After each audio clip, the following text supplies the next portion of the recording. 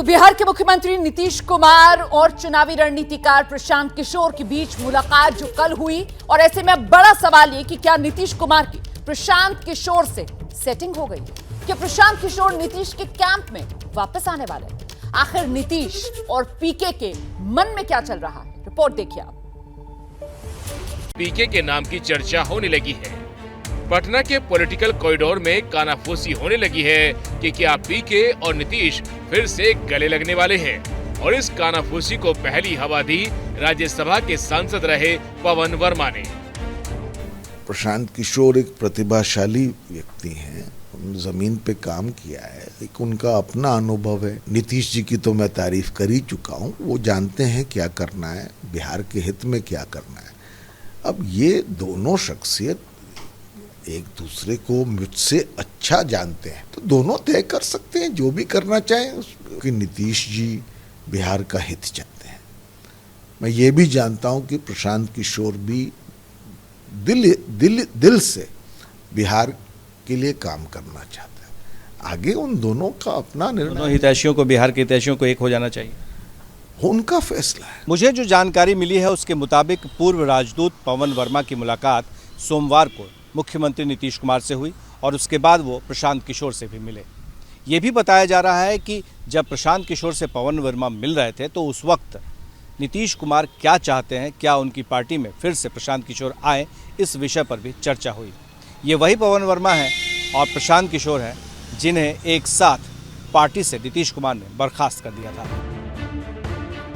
अब आपके मन में सवाल होगा कि प्रशांत किशोर पर नीतीश कुमार डोरे क्यों डाल रहे हैं? इस सवाल का जवाब तलाशने से पहले अतीत के कुछ पन्नों को पलटकर देखना जरूरी है।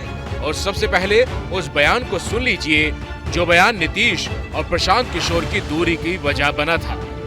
मैंने इस व्यक्ति की मदद की, चुनाव जीतने में उस व्यक्ति की मदद की, वो विवाद का विषय हो सकता है। इसने कितनी मदद की, लेकिन मैं इतना जरूर कह सकता हूँ कि अगर किसी को मुख्यमंत्री और प्रधानमंत्री बनने में मैं मदद कर सकता हूँ तो बिहार के नौजवानों को मुखिया और एमएलए बना सकता हूँ।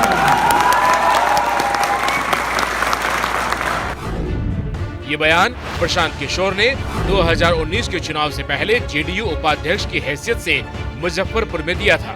इस बयान को लेकर जेडीयू के अंदर काफी बवाल मचा। यहाँ गौर करने वाली बात यह है कि उस वक्त जेडीयू में नीतीश कुमार के नीचे दो खेमे बन गए थे। पहला खेमा प्रशांत किशोर का था, दूसरा खेमा आरसीपी सिंह का। तब प्रशांत किशोर पार्टी के उपाध्यक्ष थे और आरसीपी सिंह संगठन महासचिव। दोनों पार्टी पर मजबूत पकड़ करने के लिए अंदरूनी तौर पर भिड़े रहते थे।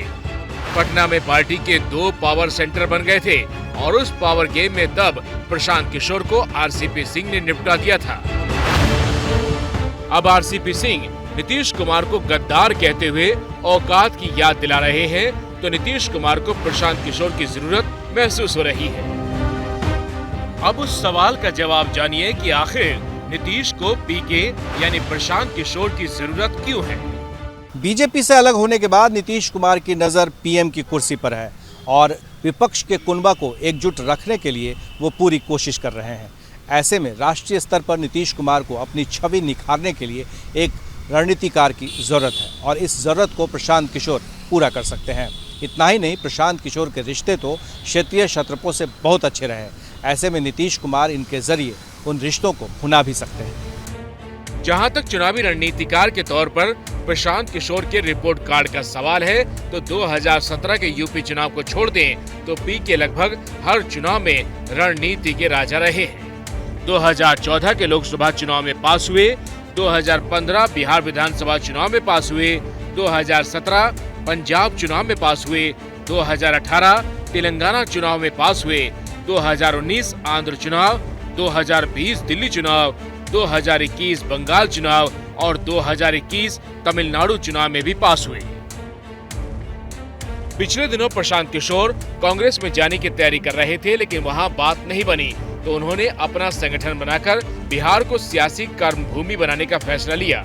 अब बिहार की राजनीति 360 डिग्री घूम चुकी है और यही वजह है कि नीतीश कुमार को प्रशांत किशोर पर डोरे डालने की जरूरत महसूस हो रही है। वैसे 2 दिन पहले ही प्रशांत किशोर की इस पर जो राय थी वो भी देश को देखने की जरूरत है। जब हम लोग 14-15 में नीचे जाते थे तो जो नीतीश कुमार का विरोधी होता था वो भी नीतीश कुमार जी के लिए किसी तरह के अपशब्द या गलत शब्दों का प्रयोग नहीं करता था। पहली बार मैं देख रहा हूं पिछले 4-5 महीने से जब मैं घूम रहा हूं कि लोग नीतीश जी के लिए भी ऐसे शब्दों का प्रयोग कर रहे हैं जो शायद कभी नीतीश कुमार जी ने सपने में भी नहीं सोचा। तो एक जो प्रतिष्ठा, जो इज्जत उन्होंने एक कुशल प्रशासक के तौर पे कमाई थी, वो कहीं ना कहीं उनके हाथ से चली गई है। दूसरी जो बात मुझे समझ में आती है कि लोग, ये सरकार का इकबाल खत्म हो गया है। अफसरशाही और करप्शन बहुत बड़ा मुद्दा है। ध्वस्त हुई शिक्षा व्यवस्था को लेकर भी मुझे लगता है कि हर जगह सुनने को मिल रहा है कि भाई शिक्षा व्यवस्था बिल्कुल ही खत्म हो गई है। लेकिन कहते हैं ना कि राजनीति में ना कोई स्थायी दोस्त होता है और ना ही कोई स्थायी दुश्मन। जरूरत के हिसाब से रिश्ते बनते और बिगड़ते रहते हैं। अब उसी जरूरत के हिसाब से नीतीश और पीके के रिश्ते भी बदलने वाले मोड में दिखने लगे हैं। जैसे ही घड़ी का काटा दोपहर 2:30 पे आए, बबीता जी का दिल सास बहू साजिश के लिए मचल जाए। और ये है इनकी बहू, पूरे दिन ऑफिस की टेंशन हो जाए गॉन जब ये करें अपना फेवरेट शो फ्री टाइम पे ऑन। इनकी तरह आप भी देखिए अपना फेवरेट शो अपने टाइम पर और डाउनलोड कीजिए एबीपी लाइव ऐप अपने स्मार्ट टीवी पर।